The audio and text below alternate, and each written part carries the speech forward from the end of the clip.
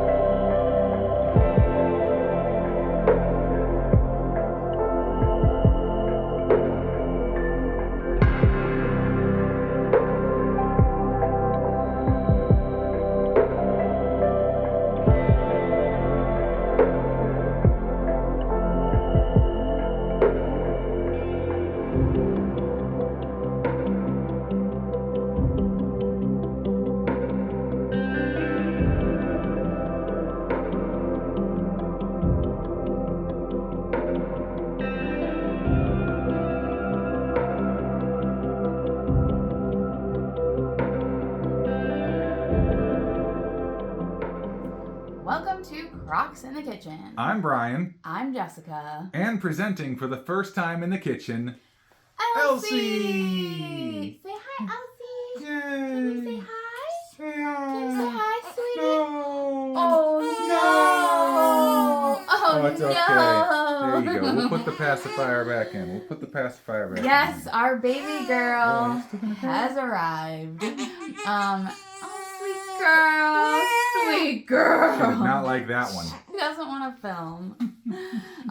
So we did let you guys all know on social media that she had arrived. She actually arrived back on Friday, October 13th. She's our little Friday the 13th baby. Yep. And what ended up happening was, so you guys know, if you've been watching our channel, or if you don't, you may know that I was diagnosed with stage 3 ovarian cancer over a year ago, last June 2022. And we were able to do a couple of rounds of egg retrieval in between me finding out that I had cancer and doing starting chemo, and then ultimately me having a hysterectomy. And the first round of egg retrieval, we got one embryo that was viable, that made it through all the rounds of testing, and that little embryo was Elsie. We just dropped your pacifier. But I caught it. Yay! And yeah, so my cousin Tess was our gestational carrier, aka surrogate. She carried our embryo, so it was me and Brian's little bun and my cousin Tess's oven, and she carried her for 39 weeks exactly. And here she is. But do you want to tell them like what exactly actually happened? Yeah, so on the 12th of Thursday, we ended up going to a OBGYN appointment for Tess, with Tess, and she had some elevated blood pressure. And so they were like, okay, well, you know what? Let's go ahead and get you to the hospital and let's get you induced. Well, they said they might induce. They might induce. They yes. probably would. Probably would induce, but yes, they seemed very adamant that like, oh, you're gonna go have a baby now, and so Thursday afternoon, like we're just like, okay, like we haven't planned, like we had stuff like ready to go, but we were not expecting it to go like straight from that appointment to the hospital and all of that. So there was a little bit of driving back and forth. So I was like, Brian, you go with Tess, because Tess had driven herself from work to the appointment. Yeah. So she wasn't with her husband or anything at the time. He was at work. So I was like, Brian, you go with Tess and make sure she gets to the hospital safe. I don't want her going alone. I took our car, drove back to our Airbnb here in the Columbus area, and got all the stuff, took the dogs to this wonderful place that we found here, that we can leave the dogs either during the day or overnight, which has been super helpful. Took the dogs there so they could stay for a few days, and got everything ready to go. Then her husband, Jeff, Tessa's husband, came and joined us, and we all met up at the hospital. And after about an hour or so, we found out, yep, they were definitely going to start the induction process that evening, which was just mildly terrifying. It was like, oh, it's happening.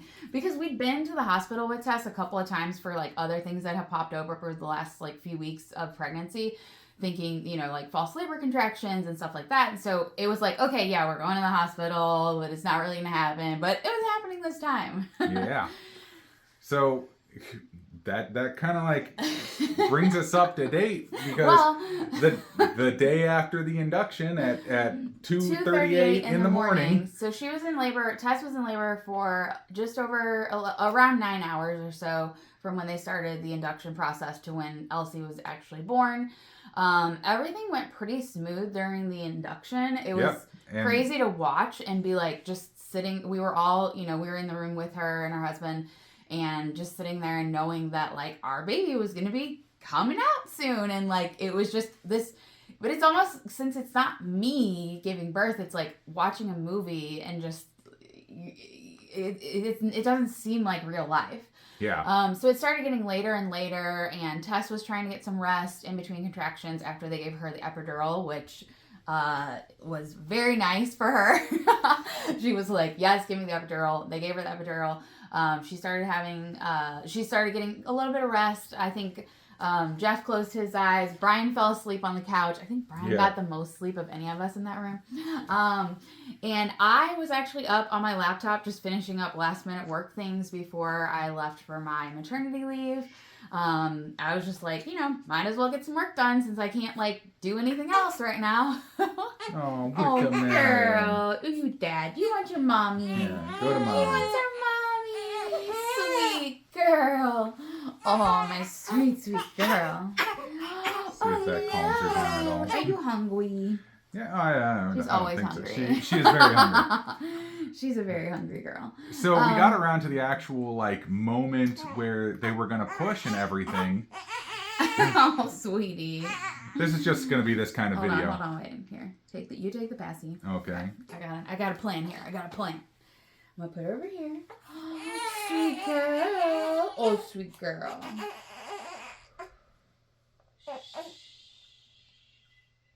There you go. So Tess got to, she had been hanging around about 3 to 4 centimeters for the longest time dilation. And then she got to 6 centimeters. And then all of a sudden she was like, I feel like I need to push. And they were like, let's call and have the midwife come over from like wherever she was on standby. Hey, sweet girl. Uh-oh, I heard a rumble. Yep. She's a farty girl today. You gonna chill? So the midwife showed up. Yes, so the midwife showed up.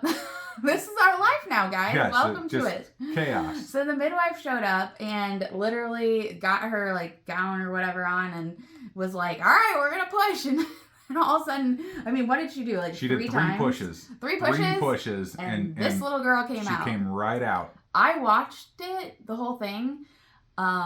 And the first thing that they said was like, oh, there's her little head and you can see she has hair. And I was like, wait, that's the top of her head? Like, it's like, I saw a lot more of Tess, love you Tess, than I ever bargained for.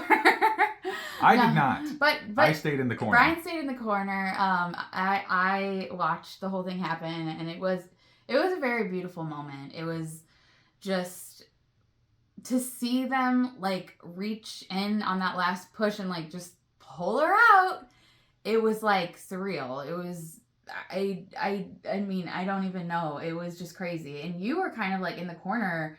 You were having your own little moment there. Yeah, well, it was just such a great thing of like all of a sudden she was out and she was crying and they were cleaning her up and then they're like, you know, okay, Dad, come over, cut the cord. And so I came over like to the side, you know, and cut the cord, and then they did all the measurements on her and weighed her and everything, because Tess really wanted to know the weight of the baby. She thought for sure that Elsie was going to be a 10-pound baby. She was not. So I was like, so they were like, okay, we're going to cut the cord, and then we're gonna hand her to mom for skin to skin, to me for skin to skin. But then they were like, should we weigh her after? Or should we weigh? I was like, oh, you weighed that baby right away, so we could prove to Tess that she's not a 10-pound baby. Yep. Not that there's anything wrong with a 10-pound baby, but I was like, just So Elsie came out at 8 pounds. And she was 0.4 ounces. So yes. not quite half of an ounce over. So basically, she was, no, I always get this wrong. Not 0.4 ounces. It was not 0.4 pounds, which is what I want to say. Yeah. 8.4 pounds. No, it was 8 ounces, 0.4 ounce. No. 8 pounds. I can't say it. It was basically 8 pounds. It was 8 pounds. Slightly over 8 pounds. Yes. Not even an ounce over, not even half an ounce over 8 pounds. Yeah. So then they hand her off to Jessica, and I'm watching all of this in the corner. And I'm shaking from just sheer joy and adrenaline and all of that. And then I came over and I was sitting over there with Jessica, and we were just holding her, just amazed that we finally have this beautiful little girl in our arms. Yeah. And we had a solid 5 minutes of just pure bliss. Yeah. Before the bad stuff happened. Yeah, so I looked over and Tess was looking at me, holding my baby, doing the skin to skin, and just the joy on Tess's face. And I think even in one of the audio clips, you can just hear, you can also hear her saying I did a good job, right, to her husband, Jeff. And just her and Jeff were having a moment because they had been through a lot with all of this. And it was finally coming to this beautiful moment where they were able to give us the baby that we had been praying and hoping for, and the plan was for, her to start trying to pump and us to do the skin to skin and us to all be in the same room, the four of us, and enjoy her first moments and, let Tess hold her and and do all the things, the magical moments. Yes. Well, I'm sitting in this chair and I just start seeing, Tess was over there, I could see her. I could see out of the corner of my eyes just red. Just a lot of red. And what it was is Tess was having a postpartum hemorrhage. Mm-hmm. We found out later exactly what was going on, but she was bleeding a ton more than she should be. Yeah. And it was terrifying. It went from all of a sudden this beautiful moment to they had us move over to the couch, which was on the other side, and all of a sudden I'm looking over and Tess has got a mask on her face, and there's a lot more nurses and people coming in. She's pale, she's laying back. There's 10 people in the room, nurses and doctors and everything. They're call the blood guy, get him in here. They're talking about all this stuff, and I am just terrified because I'm holding this beautiful, amazing baby. And yet my cousin is over there and I have no idea what's happening to her. Yeah. We were so worried. So eventually they moved us out of the room. And I had asked the nurse, I was like, so is she going to be okay? And they were like, and the nurse is like, we're doing everything we're doing everything we can. That we've got a great team for this and blah, blah, blah. And it's okay, that's not how you talk to a person with anxiety.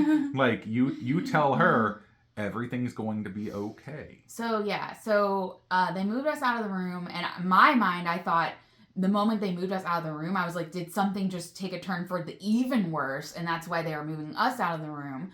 And they kind of assured me that wasn't the case. It was just that, they were continuing to do the process that they had decided on, which was they knew that they were probably going to do some blood transfusions and all that, but then they were talking about an OR and the OR and reserving a room in the OR, and I'm going, okay, what kind of operation could she need? So then they moved us upstairs to a room with Elsie.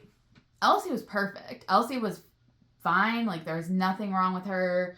They had no issues. There was there wasn't even jaundice or any of that. No, none of that was a concern. Perfect. She was doing great. So they were kind of okay, you guys go to your room. So they moved us up to what's the other floor called? It's labor and delivery, and then maternity. I don't know. Whatever the baby other and mommy was what it was listed baby and mom, as, whatever on the the other little floor thing, is. so. Yeah. So they moved us to a room up in the other floor, And then I continued to hold my baby while crying because I was just like, what is happening to Tess? And I know you were also having the thought of like, is this name cursed? Well, yeah, because so... her grandmother Elsie, aka Mickey, her mother, so Jessica's great grandmother, passed away shortly after giving birth to Grandma Elsie. And so she's named Elsie Clara after my grandmother Elsie Clara, whose mother Elsie, who's also named Elsie, but not Clara. She died shortly after giving birth to my grandma, and I'm like, oh my gosh, did we give her this name? And now it's like Tess is gonna die, and it's gonna be bad. And then I'm sitting there thinking too, it's like, well, Tess has children, and like I'm taking, like, yeah, she gave us this beautiful gift, but now we're taking away, like, that's where my mind started going. Then I started Googling. After they told us it was a postpartum hemorrhage, I started Googling that, and it can be very life-threatening. Like there's definitely, it's a very, very, very serious thing. So we were super scared. Eventually, the doctors who had been working on Tess actually came up because the nurses told them, like, I was so shaken up about it. They sent them up to come talk to me and Brian and tell us like kind of what was going on and that Tess was okay. She had been given 3 units of blood, I believe. Yep. And she was not going to have to go to the operating room. But the reason the blood was happening, do you want to kind of explain that? I still don't fully understand it. Honestly, I mean, So it was basically that her placenta was attached in a way, like it wasn't coming out. Yeah. And it was coming out in pieces, and they were having trouble getting the whole placenta out. So essentially, they had like some machine they brought in. I don't know. They had all this stuff they were doing to try to make sure that they got all the placenta out, to make sure the bleeding stopped and that they didn't leave anything in there. And so they were working on that quite a bit. And then they were concerned that they would have to go in. Sometimes when this happens, they have to go into the operating room and do as far as like a full hysterectomy or something like that. They might have to do, just depending on what the severity of it is. But they decided ultimately that she was doing well enough and everything was going okay. So they sewed her up because she did tear a bit when she was giving birth. Not as bad as she tore with her first child. So we didn't tear her up too bad, but well, we kind of did. But yeah, so they told us she was doing okay. I was able to go down in the room and see her for a couple of minutes. And then they moved her to a different room where they could keep a better eye on her. Right next door to us. Well, they moved her to another room before that room. That's true. To keep a better eye on her. And then ultimately the next day, she ended up in a room next door to us. So we were at the hospital for Friday night and Saturday night. Because that was Friday morning. Yeah, so we spent all day Friday and then Friday night and then all day Saturday and Saturday night. And then Sunday around like, I don't know, sometime in the early afternoon, we all got released together. Yep. So it was nice to have them next door to us for those first couple of days, so we can make sure Tess was, doing okay, and then she could also snuggle with little Elsie and prove that all that she went through was worth it. Yeah. So Jessica. Yes. What's it been like having Elsie through all of these weeks now? Well, she's 3 weeks and about a little over 2 days right now. Yep. And it has been just the most magical, amazing, crazy time of our lives. Like, she is such a good baby. She sleeps a lot. She cries mostly when she's hungry. Yeah. But just holding her and just feeling so much love for her is just, it's unbearable. Like, it hurts because we just love her so much already, and she's just this tiny little person. But I also want her to slow down and not grow, because she's just my cute little baby, and I just love her so much. I sent a message to one of my friends and I said, literally nobody and nothing can prepare you for becoming a parent. And I even, specifically just for me as a father, like, it is such a shift in mentality. It is such a shift in emotions. And I even told Jessica, I was like, I love you more than anything else, but I also love Elsie more than anything else. But it's a completely different kind of love, and it's like I tapped into a completely different reservoir of love that I didn't know existed until I had this little girl in my arms. And so it's been extremely emotional. It's been amazing and wonderful, and all of the words that I can't truly express how it's actually been, because every single time I pick this girl up and I look at her and I look into her eyes, I'm just like, holy cow, like, you're my girl.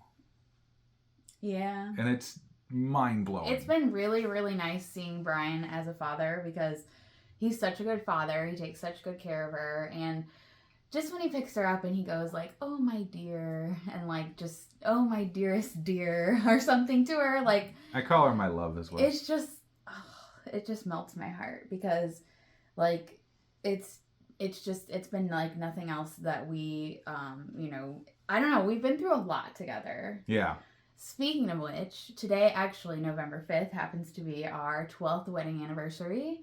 And we've been through so much over those 12 years of marriage, over the several years before that of dating. And this last year and a half has bonded us, I feel like, going through all the cancer stuff. But now, having a baby, having this sweet girl, it has just brought us even closer as a married couple, and I don't know, just given us a new purpose and a new outlook on life. And so I'm just really excited to see what the future holds with little Elsie. Yeah. Yeah, sweet girl. But like Jessica said, so far she's been great. Yeah, she cries, but even her crying is adorable. Oh, I know. It's kind of funny, because especially when she does like the little rhythmic crying that she does, like but like she sleeps like a champ. She is really good throughout the night. Most nights.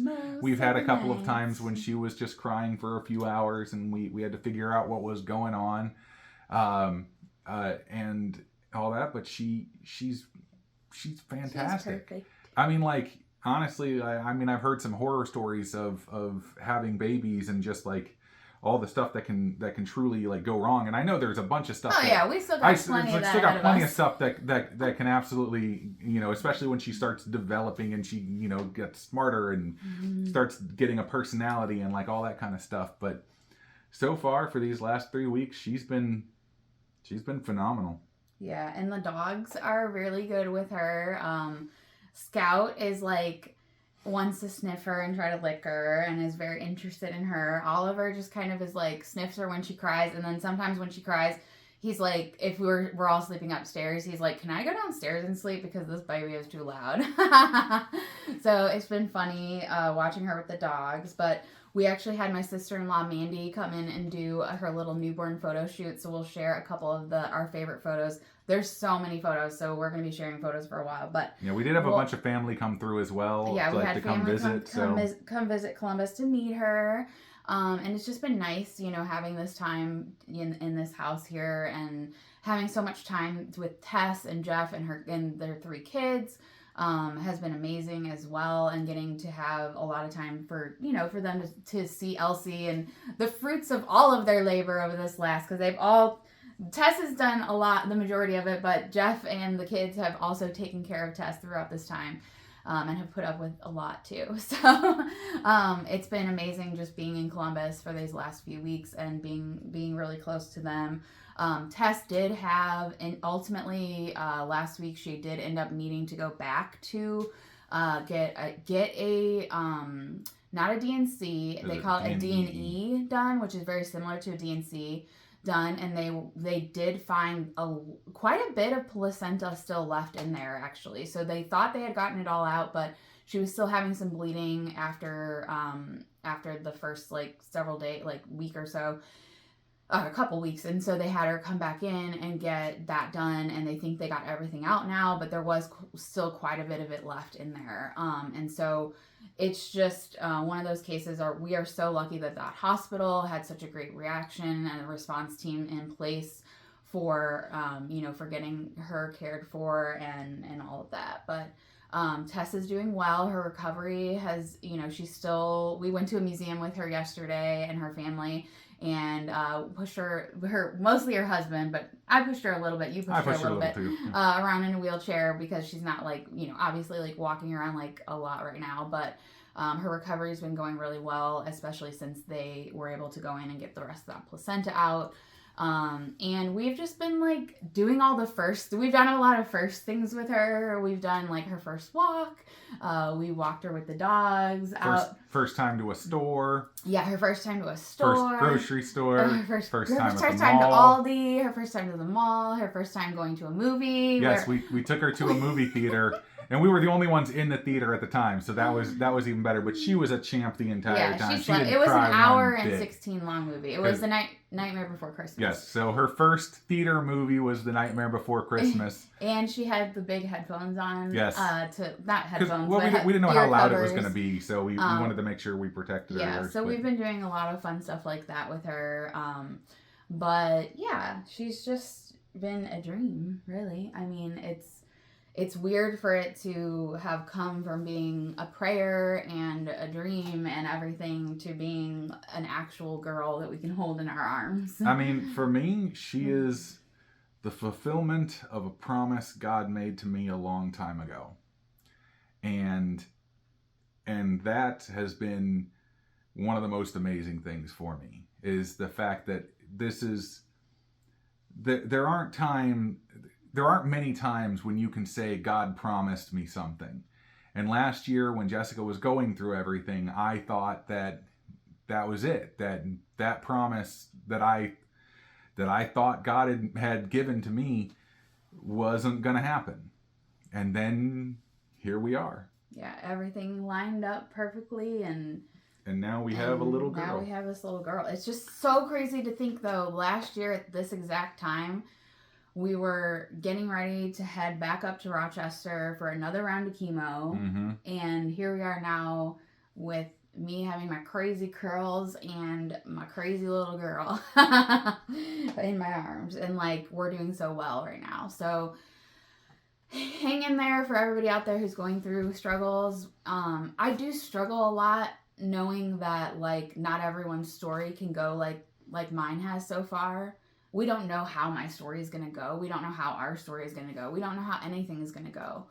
But, we just have to keep the hope that everything will, go the way that it's supposed to go. And somehow we went from the bottom of the pit to just this. Yeah. And, I mean, I can't thank everyone out there enough who's prayed, who's done, all the things that you guys have done for us.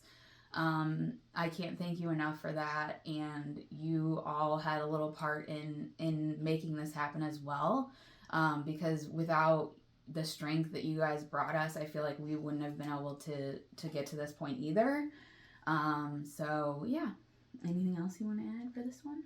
No, I know it's been a long video, and all of that, but I mean, what can we say? We could probably talk about her for a long time. I mean, and just how we've been feeling and all of that. But just to let you know, yes, she is perfect, but she also vomited all over my shirt just before we started filming. She did. So she did not. I had to go change it. But you're making things up. But you know what? I think I should just go ahead and close this one out. Is that okay? Yeah. So, subscribe to the channel if you haven't done so already, and click the bell that is right next to it. You get notified whenever we post a new video. You can also follow us on social media, Facebook and Instagram, where you can see a lot more photos of this beautiful girl. Yeah. And then, but I think that's definitely all we got. That's all I got. Yeah. That's all Elsie's got. We will see you next time on Crocks in the Kitchen. Bye. You're so pretty. No.